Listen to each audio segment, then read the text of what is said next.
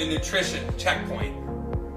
You know, one vital skill that will go a long way towards keeping you on the path to destination health is understanding nutrition labels. They are packed with a ton of information. But what does it all mean? First, I must say that foods that don't have nutrition labels are usually awesome. That's because these are typically fresh fruits and vegetables.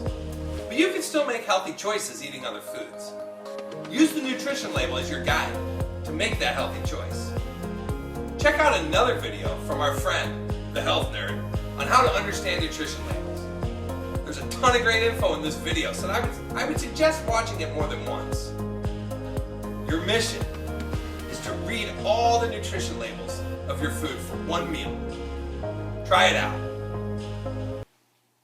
People ask me, hey health nerd, what's the best way to start improving my health? Is it through a calorie counting app, shopping at Whole Foods, maybe joining my local booty boot camp? Well, actually, esteemed reader, one of the best ways to improve your health quickly is by learning how to read nutrition labels. You may think these labels contain some complex science and mathematical equations, but they're really not that scary. Let's walk through how to properly read these things. The first thing you'll notice is at the top of the nutrition facts are the serving size and servings per container. This is simply the amount in the package or container. Pretty self-explanatory. Next, you have the ingredients. Everything inside of these black lines is representative of one serving. This is important to understand because next you'll see the calories and the calories from fat.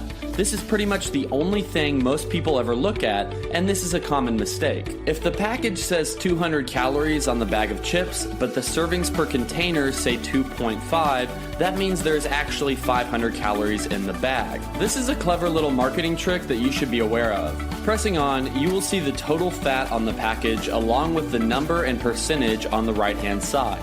The number represents the total fat in one serving, and the percentage represents the percentage based on a 2,000 calorie diet. So 8 grams is 12% of a 2,000 calorie diet. I should also remind you that fat is not bad for you, and there are plenty of healthy foods that are high in fat. What you really want to watch out for is any trans fat. Trans fat is the kind linked to heart disease and all sorts of medical conditions. Avoid this at all costs. Saturated fat should be much less of a concern. This may surprise some of you, so I will link a few studies below that have conclusively proven that saturated fat is fine to eat and not the cause of many diseases it was wrongly accused for. Think of saturated fat as the middle child of the fat family. He's got a good heart, but he's just a little misunderstood. Now you may be thinking, wait a minute, why does the total number of saturated fat and trans fat not add up to the total fat on the top?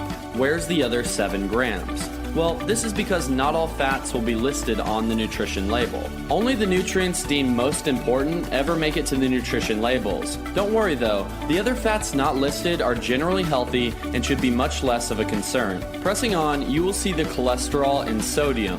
Remember, these numbers are based on one serving. If the sodium was 25% of your daily intake and the package had 2.5 servings on it, that means the entire package contains 63% of your daily sodium intake. Quite a bit considering this is one snack. Onward, you'll see the carbohydrates section. Carbohydrates are the breads, grains, fiber, and sugars in the food. The first section you'll see is for dietary fiber. Having a good amount of dietary fiber is a good thing as it helps with digestion and satisfaction from your meals. Now, the next section is what you really need to pay attention to.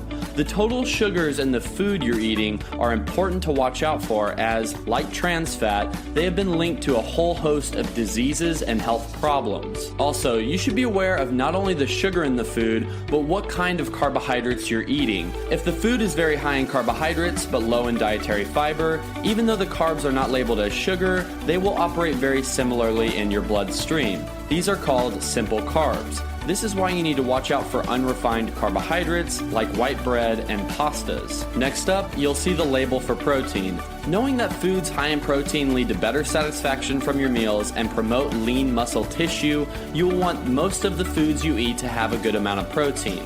Finally, we have a few key vitamins at the bottom. It may sound strange, but ignore these. These numbers will be notoriously low, and you should be focusing instead on getting lots of fruits and vegetables in every day to meet your vitamin requirements. Leafy greens contain calcium and iron, and fruits contain vitamin C and vitamin A. The rest of the nutrition label facts contain recommendations about how much in each category to get in. They do not change on the nutrition label and are not that important.